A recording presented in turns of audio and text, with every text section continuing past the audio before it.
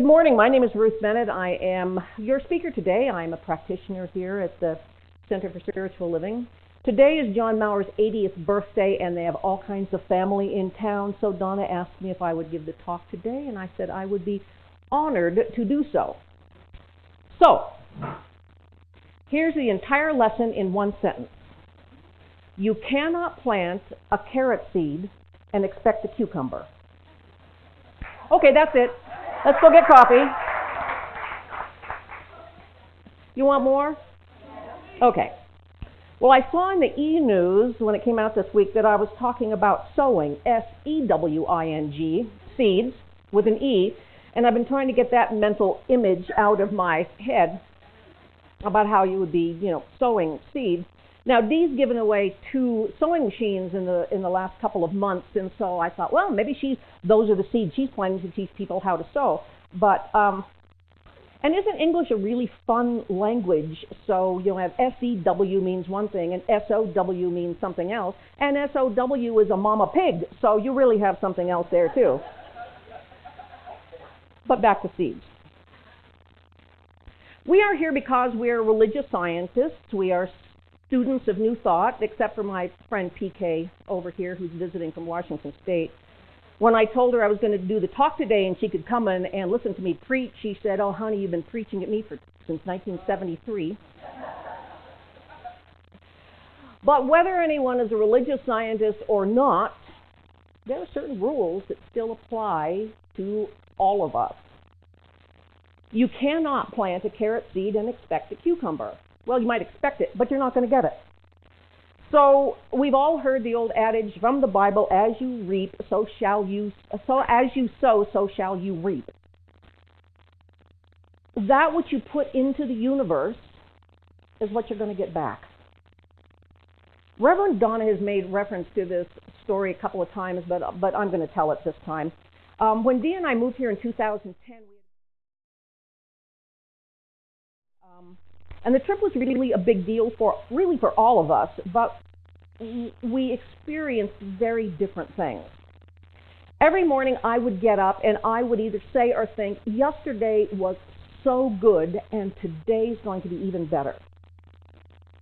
And it was.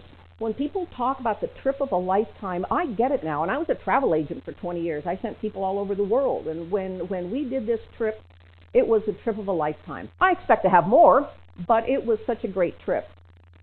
But it really appeared that another member of our group must have gotten up every morning saying, "I wonder what will go wrong today."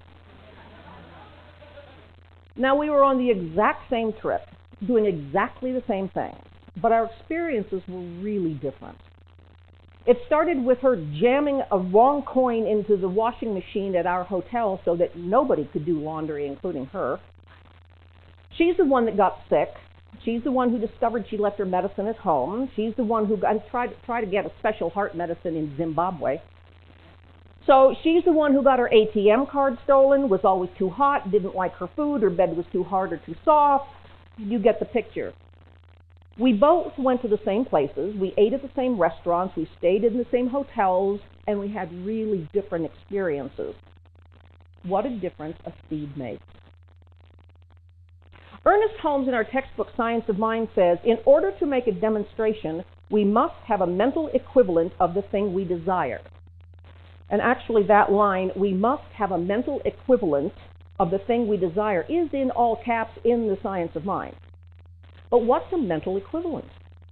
Well, Ernest Holmes goes on in that paragraph with an example. If one only sees unloveliness in others, it is because unloveliness is a strong element in himself. The light he shows on others is generated in his own soul, and he sees them as he chooses to see them. He holds in his mind a mental equivalent of unloveliness and creates unlovely reactions toward himself. He is getting back what he is sending out.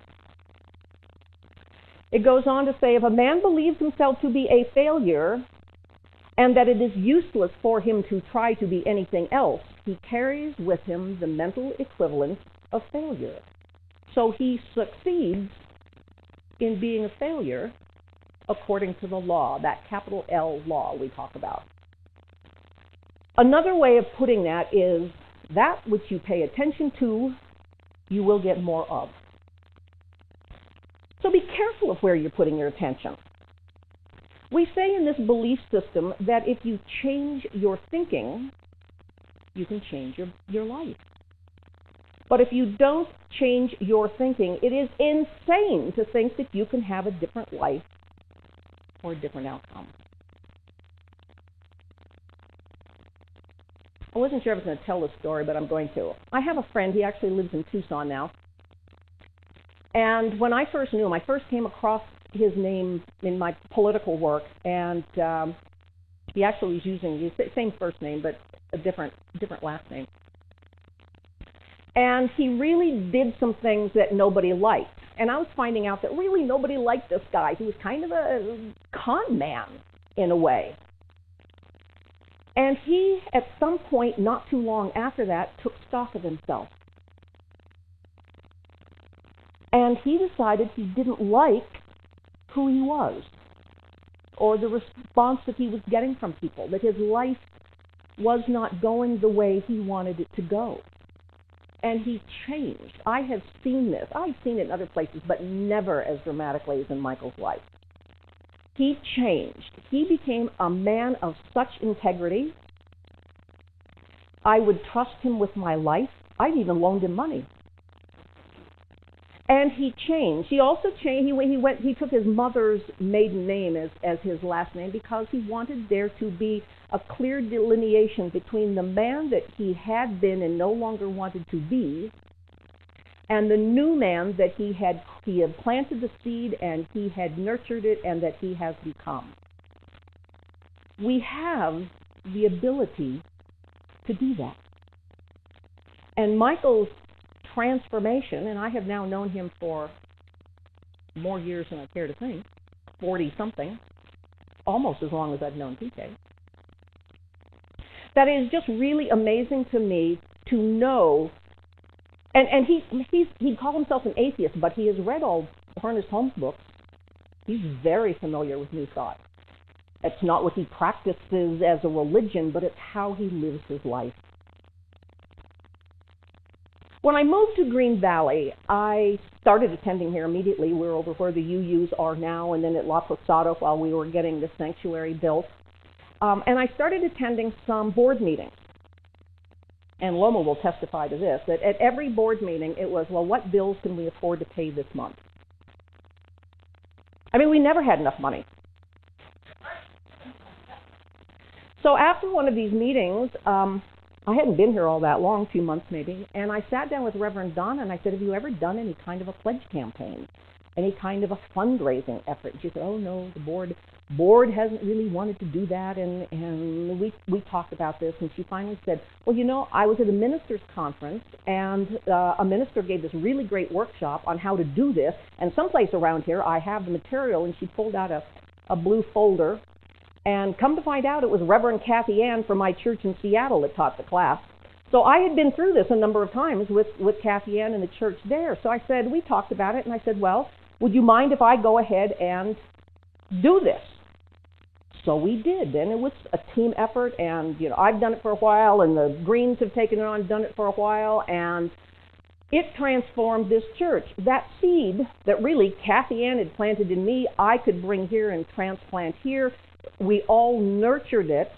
It means that this church is now on firm financial footing. We have enough money to pay our bills every month. Wanda, right? We have money in accounts. We can be generous in our community. We tithe in our community. Now, that doesn't mean that we're good to go. It's still up to all of us at all times to participate in sharing of our greater good to make sure the center stays that way. But I think it's such a marvelous example of planting that seed of knowledge, of prosperity, of abundance, that we do not have to live in a place of lack. We can live from a place of thriving. I totally lost my place. So that really small decision of people in this congregation to band together as individuals, but in a collective consciousness of abundance, has made such a huge difference. We have Ooh La La now, which has been a great substantial help in financially to the center. We all pledge. Some of us tithe, some of us are growing towards tithing. But it really, really is such a great opportunity. So now a word from our sponsor. This next February, when the pledge campaign comes around, come play with us. Enjoy the abundance and prosperity that those of us who tithe, that those of us who pledge, and now back to our regularly scheduled programming.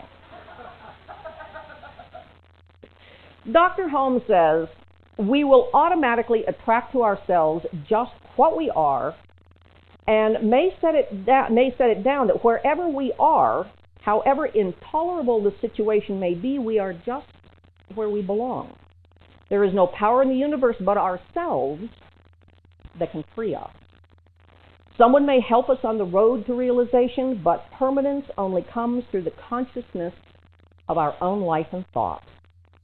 We must bring ourselves to the place in mind where there is no misfortune, no calamity, no accident, no trouble, no confusion, where there is nothing but plenty, peace, power, life, and that capital T truth. We should definitely, daily, using our own names, declare the truth about ourselves, realizing that we are reflecting our statements into our consciousness. He goes on in the next paragraph that high invocation, invoking the divine mind, implanting within it the seeds of thought relative to oneself. This is why some of the teachers of olden times used to instruct their pupils, so come on and play with me. Cross your hands over your chest and say, wonderful, wonderful, wonderful me. Let's do that 3 times. Wonderful, wonderful, wonderful me. Wonderful, wonderful, wonderful me. Wonderful, wonderful, wonderful me. Yay, you! Dr. Holmes finishes that paragraph with, act as though I am, and I will be.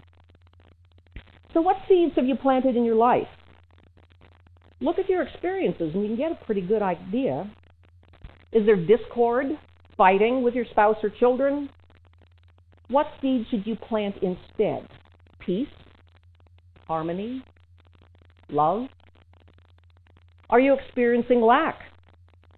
Plant thoughts of abundance and prosperity. Have you heard the expression that you have to give in order to get? Try giving. If not of your money, then of your time and experience. Continental School. How many of you really know there's a school here? Up on White House Canyon Road? Yeah, a lot of folks don't even know there's a school. I'm president of the school board. Get with it.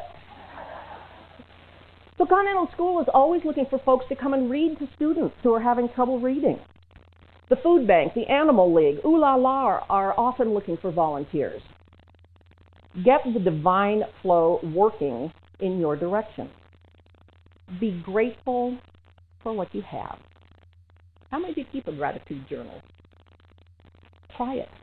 It's an amazingly powerful tool. Here we say thoughts are things. We even sing a song about it. At least I think we do. I'm talking to Heather. Maybe I'm wrong. But anyway, we should be. So thoughts are the seeds that you're planting. If you don't like what you are reaping, if you have lack, disharmony, troubles of all and any kind, take an inventory of your seed stock. What are you planting? What is your harvest? And because I have the microphone, I'm going to read my favorite passage from Science of Mind. It's even apropos. If we believe that it will not work, it really works by appearing not to work. When we believe it cannot and will not, then according to the principle, it does not. But when it does not, it still does, only it does according to our belief that it will not. This is our own punishment through the law of cause and effect. We do not enter in because of our doubts and fears. It is not a punishment imposed upon us by the Spirit of God, but an automatic result of failing constructively to use the law of God. So please remember, you cannot plant Brussels sprouts and get juicy ripe tomatoes. You cannot plant kudzu and get camellias. Weed out that which no longer serves you and your greater good and replant with the God qualities that you wish to live with. You, and I hate to be the one to break this to you, but you are the only one responsible for what you harvest. So change your sowing with an O and change your life. Namaste.